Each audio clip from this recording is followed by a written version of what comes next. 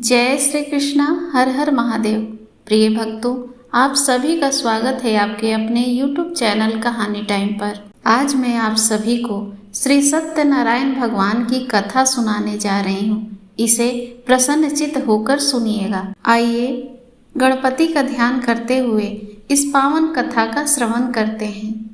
प्रेम से बोलिए विष्णु भगवान की जय। एक समय की बात है, नैमिषारण्य तीर्थ में शौनक आदि 88,000 ऋषियों ने श्री सूत जी से पूछा, हे प्रभु, इस कलयुग में वेद विद्या रहित मनुष्यों को प्रभु भक्ति किस प्रकार मिल सकती है तथा उनका उद्धार कैसे होगा। हे मुनिश्रेष्ठ, कोई ऐसा उपाय बताइए, कोई ऐसा तप बताइए जिससे थोड़े समय में ही पुण्य मिले और मनवांछित फल भी मिल जाए। इस प्रकार की कथा सुनने की हम सब इच्छा रखते हैं। सर्वशास्त्रों के ज्ञाता श्री सूत जी बोले, हे वैष्णवों में पूज्य, आप सभी ने प्राणियों के हित की बात पूछी है, इसलिए मैं एक श्रेष्ठ ऐसे ही व्रत को आप लोगों को बताऊंगा जिसे नारद जी ने लक्ष्मी नारायण जी से पूछा था और लक्ष्मीपति ने मुनि श्रेष्ठ नारद जी से कहा था। आप सब इसे ध्यान से सुनिए। एक समय की बात है, योगी राज नारद जी दूसरों के हित की इच्छा के लिए अनेकों लोकों में घूमते हुए मृत्यु लोक में आ पहुँचे। यहाँ उन्होंने अनेक योनियों में जन्मे प्रायः सभी मनुष्यों को अपने कर्मों द्वारा अनेकों दुखों से पीड़ित देखा। उनका दुख देख नारद जी सोचने लगे कि कैसा यत्न किया जाए जिनके करने से निश्चित रूप से मानव के दुखों का अंत हो जाए। इसी विचार पर मनन करते हुए वह विष्णु लोक में गए। वहां वह देवों के इस भगवान नारायण की स्तुति करने लगे, जिनके हाथों में शंख चक्र गदा और पद्म थे, गले में वरमाला पहने हुए थे। स्तुति करते हुए नारद जी बोले, हे भगवान, आप अत्यंत शक्ति से संपन्न हैं। मन तथा वाणी भी आपको नहीं पा सकती। आपका आदि मध्य तथा अंत नहीं है। निर्गुण स्वरूप सृष्टि के कारण भक्तों के दुख को दूर करने वाले आपको मेरा नमस्कार है। नारद जी की स्तुति सुन विष्णु भगवान बोले, हे मुनि श्रेष्ठ, आपके मन में क्या बात है? आप किस प्रकार के लिए पधारे हैं, उसे निसंकोच कहिए। इस पर नारद मुनि बोले कि मृत्यु लोक में अनेक योनियों में जन्मे मनुष्य अपने कर्मों के द्वारा अनेकों दुख से दुखी हो रहे हैं। हे नाथ, आप मुझ पर दया रखते हैं तो बताइए कि वो मनुष्य थोड़े प्रयास से ही अपने दुखों से कैसे छुटकारा पा सकते हैं। श्री हरि बोले, हे नारद, मनुष्यों की भलाई के लिए तुमने बहुत अच्छी बात पूछी है। जिसके करने से मनुष्य मुंह से छूट जाता है, वह बात मैं कहता हूँ, उसे सुनो। स्वर्ग लोक व मृत्यु लोक में एक दुर्लभ उत्तम व्रत है जो पुण्य देने वाला है। आज मैं प्रेम वश होकर मैं उसे तुमसे कहता हूँ। श्री सत्यनारायण भगवान का यह व्रत अच्छी तरह विधान पूर्वक करके मनुष्य तुरंत ही यहाँ सुख भोग कर मरने पर मोक्ष पाता है। श्री हरि के वचन सुन नारद जी बोले कि उस व्रत का फल क्या है और उसका विधान क्या है, यह व्रत किसने किया था, इस व्रत को किस दिन करना चाहिए, सभी कुछ प्रभु विस्तार से बताइए। नारद जी की बात सुनकर श्री हरि बोले, दुख व शोक को दूर करने वाला यह व्रत सभी स्थानों पर विजय दिलाने वाला है। मानव को भक्ति व श्रद्धा के साथ शाम को श्री सत्यनारायण की पूजा धर्मपरायण होकर ब्राह्मणों व बंधुओं के साथ करनी चाहिए। भक्ति भाव से ही नैवेद्य केले का फल, घी, दूध और गेहूं का आटा सवाया ले। गेहूं के स्थान पर साठी का आटा, शक्कर तथा गुड़ लेकर सभी भक्ष्य योग्य पदार्थों को मिलाकर भगवान का भोग लगाएं। ब्राह्मणों सहित बंधु बांधवों को भी भोजन कराएं। उसके बाद स्वयं भोजन करें। भजन कीर्तन के साथ भगवान की भक्ति में लीन हो जाएं। इस तरह से सत्यनारायण भगवान का यह व्रत करने पर मनुष्य की सारी इच्छाएं निश्चित रूप से पूरी होती हैं। इस कली काल में अर्थात कलयुग में मृत्यु लोक में मोक्ष का यही एक सरल उपाय कहा गया है। श्री सत्यनारायण व्रत कथा का प्रथम अध्याय संपूर्ण। प्रेम से बोलिए विष्णु भगवान की जय। श्री सूत जी बोले, हे ऋषियों, जिसने पहले समय में इस व्रत को किया था उसका इतिहास कहता हूँ, ध्यान से सुनो। सुंदर काशीपुरी नगरी में एक अत्यंत निर्धन ब्राह्मण रहता था। भूख प्यास से परेशान वह धरती पर घूमता रहता था। ब्राह्मणों से प्रेम करने वाले भगवान ने एक दिन ब्राह्मण का वेश धारण कर उसके पास जाकर पूछा, हे विप्र, नित्य दुखी होकर तुम पृथ्वी पर क्यों घूमते हो? दीन ब्राह्मण बोला, मैं निर्धन ब्राह्मण हूँ, भिक्षा के लिए धरती पर घूमता हूँ। हे भगवान, यदि आप इसका कोई उपाय जानते हो तो बताइए।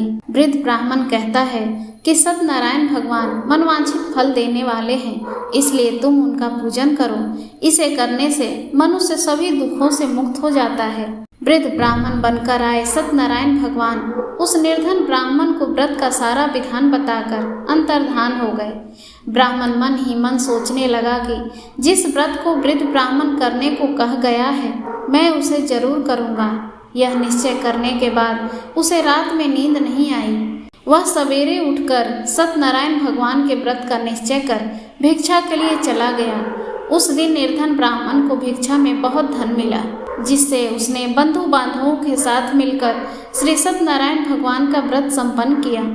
भगवान सत्यनारायण का व्रत संपन्न करने के बाद वह निर्धन ब्राह्मण सभी दुखों से छूट गया और अनेक प्रकार की संपत्तियों से युक्त हो गया। उसी समय से वह ब्राह्मण हर माह इस व्रत को करने लगा। इस तरह से सत्यनारायण भगवान के व्रत को जो मनुष्य करेगा वह सभी प्रकार के पापों से छूटकर मोक्ष को प्राप्त होगा। जो मनुष्य इस व्रत को करेगा वह भी सभी दुखों से मुक्त हो जाएगा। श्री सूत जी बोले कि इस तरह से नारद जी से नारायण जी का कहा हुआ श्री सत्यनारायण व्रत को मैंने तुमसे कहा। हे विप्रो, मैं अब और क्या कहूँ? ऋषि बोले, हे मुनिवर, संसार में उस विप्र से सुनकर और किस किस ने इस व्रत को किया, हम सब इस बात को सुनना चाहते हैं। इसके लिए हमारे मन में अपार श्रद्धा का भाव है। श्री सूत जी बोले, हे मुनियों, जिसने इस व्रत को किया है वह सब सुनो। एक समय वही विप्र धन व ऐश्वर्य के अनुसार अपने बंधु बांधवों के साथ इस व्रत को करने को तैयार हुआ। उसी समय एक लकड़ी बेचने वाला बूढ़ा आदमी आया और लकड़ियां बाहर रखकर अंदर ब्राह्मण के घर में गया। प्यास से दुखी हो वह लकड़हारा उनको व्रत करते देख विप्र को नमस्कार कर पूछने लगा कि आप यह क्या कर रहे हैं तथा इसके करने से क्या फल मिलेगा, कृपया मुझे भी बताइए। ब्राह्मण ने कहा कि सब मनोकामनाओं को पूरा करने वाला यह सत्यनारायण भगवान का व्रत है। इनकी कृपा से ही मेरे घर में धन धान्य आदि की वृद्धि हुई है। विप्र से सत्यनारायण व्रत के बारे में जानकर लकड़हारा बहुत प्रसन्न हुआ। चरणामृत लेकर वह प्रसाद खाने के बाद वह अपने घर गया। लकड़हारे ने अपने मन में संकल्प किया कि आज लकड़ी बेचने से जो धन मिलेगा उसी से श्री सत्यनारायण भगवान का उत्तम व्रत करूंगा। मन में इस विचार को ले बूढ़ा आदमी सिर पर लकड़ियां रख उस नगर में बेचने गया जहां धनी लोग ज्यादा रहते थे। उस नगर में उसे अपनी लकड़ियों का दाम पहले से 4 गुना अधिक मिलता है। बूढ़ा प्रसन्नता के साथ दाम लेकर केले, शक्कर, घी, दूध, दही और गेहूं का आटा ले और सत्यनारायण भगवान के व्रत की अन्य सामग्रियां लेकर अपने घर गया। वहां उसने अपने बंधु बांधवों को बुलाकर विधि विधान से सत्यनारायण भगवान का पूजन और व्रत किया। इस व्रत के प्रभाव से वह बूढ़ा लकड़हारा धन पुत्र आदि से युक्त होकर संसार के समस्त सुख भोग अंतकाल में वैकुंठ धाम को चला गया। श्री सत्यनारायण व्रत कथा का 2वां अध्याय संपूर्ण। प्रेम से बोलिए विष्णु भगवान की जय। श्री सूत जी बोले, हे श्रेष्ठ मुनियों, अब आगे की कथा कहता हूँ। पहले समय में उल्का मुख नाम का एक बुद्धिमान राजा था। वह सत्य वक्ता और जितेंद्रिय था। प्रतिदिन देव स्थानों पर जाता और निर्धनों को धन देकर उनके कष्ट दूर करता था। उसकी पत्नी कमल के समान मुख वाली तथा सती साध्वी थी। भद्रशिला नदी के तट पर उन दोनों ने श्री सत्यनारायण भगवान का व्रत किया। उसी समय साधु नाम का एक वैश्य आया। उसके पास व्यापार करने के लिए बहुत सा धन भी था। राजा को व्रत करते देखकर वह विनय के साथ पूछने लगा, हे राजन, भक्ति भाव से पूर्ण होकर आप यह क्या कर रहे हैं? मैं सुनने की इच्छा रखता हूँ, तो आप मुझे बताएं। राजा बोला, हे साधु, अपने बंधु बांधवों के साथ पुत्र आदि की प्राप्ति के लिए एक महाशक्तिमान श्री सत्यनारायण भगवान का व्रत व पूजन कर रहा हूँ। राजा के वचन सुन साधु आदर के साथ बोला, हे राजन, मुझे इस व्रत का सारा विधान कहिए। आपके कथनानुसार मैं भी इस व्रत को करूँगा। मेरी भी संतान नहीं है और इस व्रत को करने से निश्चित रूप से मुझे संतान की प्राप्ति होगी। राजा से व्रत का सारा विधान सुन व्यापार से निवृत्त हो वह अपने घर को गया। साधु वैश्य ने अपनी पत्नी को संतान देने वाले इस व्रत का वर्णन कह सुनाया और कहा कि जब मेरी संतान होगी तब मैं इस व्रत को करूँगा। साधु ने इस तरह के वचन अपनी पत्नी लीलावती से कहे। एक दिन लीलावती पति के साथ आनंदित हो सांसारिक धर्म में प्रवृत्त होकर सत्यनारायण भगवान की कृपा से गर्भवती हो गई। 10वें महीने में उसके गर्भ से सुंदर कन्या ने जन्म लिया। दिनों दिन वह कन्या बढ़ने लगी जैसे कि शुक्ल पक्ष की चंद्रमा बढ़ता है। माता पिता ने अपनी कन्या का नाम कलावती रखा। एक दिन लीलावती ने मीठे शब्दों में अपने पति को याद दिलाया कि आपने सत्यनारायण भगवान के जिस व्रत को करने का संकल्प किया था उसे करने का समय आ गया है। आप इस व्रत को करिए। साधु बोला कि हे प्रिय, इस व्रत को मैं उसके विवाह पर करूँगा। इस प्रकार अपनी पत्नी को आश्वासन देकर वह नगर को चला गया। कलावती पिता के घर में रह दिनों दिन बढ़ने लगी। साधु ने एक बार नगर में अपनी कन्या को सखियों के साथ देखा तो वह तुरंत दूत को बुलाया और कहा कि मेरी कन्या के योग्य वर को देखकर आओ। साधु की बात सुनकर दूत कंचन नगर में पहुंचा और वहां देखभाल कर लड़की के सुयोग वाणिक पुत्र को लेकर आया। सुयोग लड़के को देखकर साधु ने बंधु बांधवों को बुलाकर अपनी पुत्री का विवाह कर दिया। लेकिन दुर्भाग्य की बात यह है कि साधु ने अभी भी श्री सत्यनारायण भगवान का व्रत नहीं किया। इस पर श्री भगवान क्रोधित हो गए और श्राप दिया कि साधु को अत्यधिक दुख मिले। अपने कार्य में कुशल साधु बनिया जमाई को लेकर समुद्र के पास स्थित होकर रत्नासारपुर नगर में गया। वहां जाकर दामाद ससुर दोनों मिलकर चंद्रकेतु राजा के नगर में व्यापार करने लगे। एक दिन भगवान सत्यनारायण की माया से एक चोर राजा का धन चुराकर भाग रहा था। उसने राजा के सिपाहियों को अपना पीछा करते देख चुराया हुआ धन वहां रख दिया जहां साधु अपने जमाई के साथ ठहरा हुआ था। राजा के सिपाहियों ने साधु वैश्य के पास राजा का धन पड़ा देखा तो वह ससुर जमाई दोनों को बांधकर प्रसन्नता से राजा के पास लेकर गए और कहा कि उन दोनों चोरों को पकड़ लाए हैं, आप आगे की कार्रवाई की आज्ञा दें। राजा की आज्ञा से उन दोनों को कठिन कारावास में डाल दिया गया और उनका सारा धन भी उससे छीन लिया गया।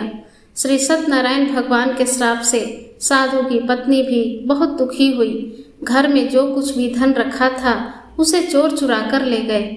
शारीरिक तथा मानसिक पीड़ा व भूख प्यास से अति दुखी हो अन्न की चिंता में कलावती एक ब्राह्मण के घर गई।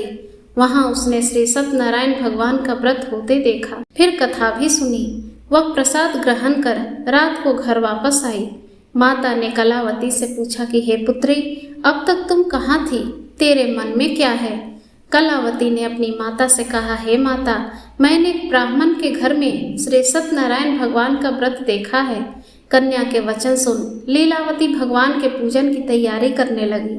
लीलावती ने परिवार व बंधुओं सहित सत्यनारायण भगवान का पूजन किया और उनसे वर मांगा कि मेरे पति तथा जमाई शीघ्र घर वापस आ जाएं। साथ ही यह भी प्रार्थना की कि हे प्रभु, हम सबका अपराध क्षमा करें। श्री सत्यनारायण भगवान इस व्रत से संतुष्ट हो गए और राजा चंद्रकेतु को सपने में दर्शन देकर कहा, हे राजन, तुम उन दोनों वैश्यों को छोड़ दो और तुमने उनका जो धन लिया है उसे भी वापस कर दो। अगर तुमने ऐसा नहीं किया तो मैं तुम्हारा धन, राज्य व संतान सभी को नष्ट कर दूंगा। राजा को यह सब कहकर भगवान अंतर्धान हो गए। प्रातःकाल सभा में राजा ने अपना सपना सुनाया।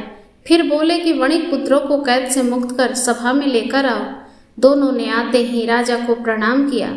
राजा मीठी वाणी में बोला, हे महानुभावों, भाग्यवश ऐसा कठिन दुख तुम्हें प्राप्त हुआ है, लेकिन अब तुम्हें कोई भय नहीं है। ऐसा कह राजा ने उन दोनों को नए वस्त्र आभूषण देकर पहनाए और जितना धन उनका लिया था उससे दुगना धन वापस कर दिया। दोनों वैसे अपने घर को चल दिए। श्री सत्यनारायण व्रत कथा का 3य अध्याय संपूर्ण। प्रेम से बोलिए विष्णु भगवान की जय। श्री सूत जी बोले, वैश्य ने मंगलाचार कर अपनी यात्रा आरंभ की और अपने नगर की ओर चल दिए। उनके थोड़ी दूर जाने पर एक दंडी वेशधारी श्री सत्यनारायण ने उनसे पूछा, हे साधु, तेरी नाव में क्या है? अभिमानी वणिक हंसता हुआ बोला, हे दंडी, आप क्यों पूछते हो? क्या धन लेने की इच्छा है? मेरी नाव में तो बेल व पत्ते भरे हुए हैं। वैश्य के कठोर वचन सुन भगवान बोले, तुम्हारा वचन सत्य हो। दंडी ऐसे वचन का वहां से दूर चले गए। कुछ दूर जाकर समुद्र के किनारे बैठ गए। दंडी के जाने के बाद साधु वैश्य ने नित्य क्रिया के पश्चात नाव को ऊंची उठते देखकर अचंभा माना और नाव में बेल पत्ते आदि देख वह मूर्छित होकर जमीन पर गिर पड़ा। मूर्छा खुलने पर वह अत्यंत शोक में डूब गया।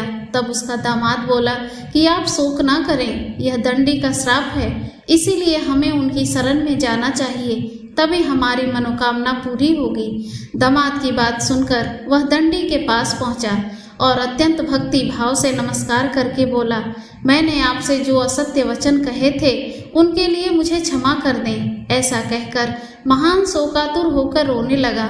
तब दंडी भगवान बोले, हे वणिक पुत्र, मेरी आज्ञा से बार बार तुम्हें दुख प्राप्त हुआ है, तुम मेरी पूजा से विमुख हो गए हो। साधु बोला, हे भगवान, आपकी माया से ब्रह्मा आदि देवता भी आपके रूप को नहीं जानते, तब मैं अज्ञानी कैसे जान सकता हूँ? आप प्रसन्न होइए, अब मैं सामर्थ्य के अनुसार आपकी पूजा करूँगा, मेरी रक्षा कीजिए और पहले के समान नौका में धन भर दीजिए। साधु वैश्य के भक्ति पूर्वक वचन सुनकर भगवान प्रसन्न हो गए और उसकी इच्छानुसार वरदान देकर अंतर्धान हो गए। ससुर जमाई जब नाव पर आए तो नाव धन से भरी हुई थी। फिर वहीं अपने अन्य साथियों के साथ सत्यनारायण भगवान का पूजन कर अपने घर नगर को चल दिए। जब नगर के नजदीक पहुंचे तो दूत को घर पर खबर करने के लिए भेज दिया। दूत साधु की पत्नी को प्रणाम करके कहता है कि मालिक अपने दामाद सहित नगर के निकट आ गए हैं। दूत की बात सुन साधु की पत्नी लीलावती ने बड़े हर्ष के साथ सत्यनारायण भगवान का पूजन कर अपनी पुत्री कलावती से कहा कि मैं अपने पति के दर्शन को जाती हूँ, तुम भी कार्य पूर्ण करके शीघ्र आ जाना। माता के ऐसे वचन सुनकर कलावती जल्दी में प्रसाद छोड़ अपने पति के पास चली गई। प्रसाद की अवज्ञा के कारण श्री सत्यनारायण भगवान रुष्ट हो गए और नाव सहित उसके पति को पानी में डुबो दिया। कलावती अपने पति को ना पाकर रोती हुई जमीन पर गिर गई। नौका डूबा हुआ देख वह कन्या को रोता देख साधु दुखी होकर बोला कि हे प्रभु, मुझसे तथा मेरे परिवार से जो भूल हुई है उसे क्षमा करें। साधु के दीन वचन सुनकर श्री सत्यनारायण भगवान प्रसन्न हो गए और आकाशवाणी हुई, हे साधु, तेरी कन्या मेरे प्रसाद को छोड़कर आई है, इसलिए उसका पति अदृश्य हो गया है। यदि वह घर जाकर प्रसाद खाकर लौटती है तो इसे उसका पति अवश्य ही मिलेगा। ऐसी आकाशवाणी सुन कलावती घर पहुंचकर प्रसाद ग्रहण करती है और फिर आकर अपने पति के दर्शन करती है। उसके बाद साधु अपने बंधु बांधवों सहित श्री सत्यनारायण भगवान का विधि विधान से पूजन करता है तथा इस लोक में सुख भोग वह अंत में स्वर्ग को जाता है। श्री सत्यनारायण व्रत कथा का 4th अध्याय संपूर्ण। प्रेम से बोलिए विष्णु भगवान की जय। श्री सूत जी बोले, हे ऋषियों, मैं और भी एक कथा सुनाता हूँ, उसे भी ध्यान पूर्वक सुनो। प्रजा पालन में लीन तुंगध्वज नाम का एक राजा था। उसने भी भगवान का प्रसाद त्याग कर बहुत ही दुख किया था। एक बार वन में जाकर अन्य पशुओं को मारकर वह बड़ के पेड़ के नीचे आया। वहां उसने ग्वालों को भक्ति भाव से अपने बंधु बांधवों सहित सत्यनारायण भगवान का पूजन करते देखा। अभिमानवश राजा ने उन्हें देखकर भी पूजा स्थान पर नहीं गया और ना ही उसने भगवान को नमस्कार किया। ग्वालों ने राजा को प्रसाद दिया, लेकिन उसने वह प्रसाद भी नहीं खाया और प्रसाद को वहीं छोड़ वह अपने नगर को चला गया। जब वह नगर के निकट पहुंचा तो वहां सब कुछ तहस नहस हुआ पाया तो वह शीघ्र ही समझ गया कि यह सब भगवान ने ही किया है। वह दोबारा ग्वालों के पास पहुंचा और विधि पूर्वक पूजा करके प्रसाद खाया तो श्री सत्यनारायण भगवान की कृपा से सब कुछ पहले जैसा हो गया। दीर्घ काल तक सुख भोगने के बाद मरणोपरांत उसे स्वर्गलोक की प्राप्ति हुई।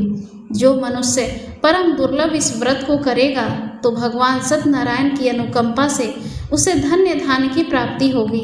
निर्धन धनी हो जाता है और भय मुक्त हो जीवन जीता है। संतानहीन मनुष्य को संतान सुख मिलता है और सारे मनोरथ पूर्ण होने पर मानव अंत काल में वैकुंठ धाम को जाता है।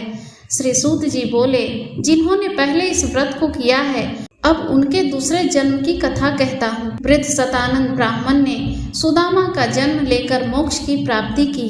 लकड़हारे ने अगले जन्म में निषाद बनकर मोक्ष प्राप्त किया। उल्का मुख नाम का राजा दशरथ होकर वैकुंठ को गए। साधु नाम के वैश्य ने मोर ध्वज बनकर अपने पुत्र को आरे से चीर कर मोक्ष पाया। महाराज तू ध्वज ने स्वयंभू होकर भगवान में भक्ति युक्त हो कर्म कर मोक्ष पाया। श्री सत्यनारायण व्रत कथा का 5वां अध्याय संपूर्ण। प्रेम से बोलिए विष्णु भगवान की जय। श्रीमन्नारायण नारायण नारायण, भजमन नारायण नारायण नारायण। प्रिय भक्तों, कथा वाचन में कोई त्रुटि हो गई हो तो क्षमा करें। भगवान विष्णु की कृपा आप सब पर बनी रहे। धन्यवाद।